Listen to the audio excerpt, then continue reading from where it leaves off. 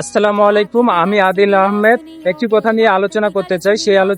সেই কথাটা হচ্ছে ভিডিও করতে গিয়ে আমরা যেই বিষয়টা নিয়ে সব থেকে বেশি আটকাই তা হলো হচ্ছে সবার সামনে ভিডিও করতে পারি না বা ভিডিও করে সবার সামনে ক্যামেরার সামনে কিছু বলতে পারি না। তো এইখানে সব থেকে বেশি যে বিষয়টা কাজ করে তা হলো হচ্ছে ক্যামেরাতে ফোকাস না রাখে আমরা হচ্ছে আশেপাশে যে মানুষ আছে সেই মানুষের প্রতি ফোকাস রাখে দিই, যার কারণে হচ্ছে আমাদের যে কথা এবং কনফিডেন্স, সেই কনফিডেন্সটা কিন্তু হারায় ফেলি। আপনি যখন আপনার হচ্ছে ক্যামেরাতে ফোকাসটা রাখবেন, ফোকাসটাকে কথা বলবেন, ঠিক তখনই কিন্তু আপনি অনর্গল ভাবে কথা বলতে পারবেন এবং হচ্ছে প্রতিনিয়ত আপনার যে ভিডিও আছে সেই ভিডিওটা কিন্তু আপডেট করতে পারবেন। আমি যদি আপনাদের বলি আমার আর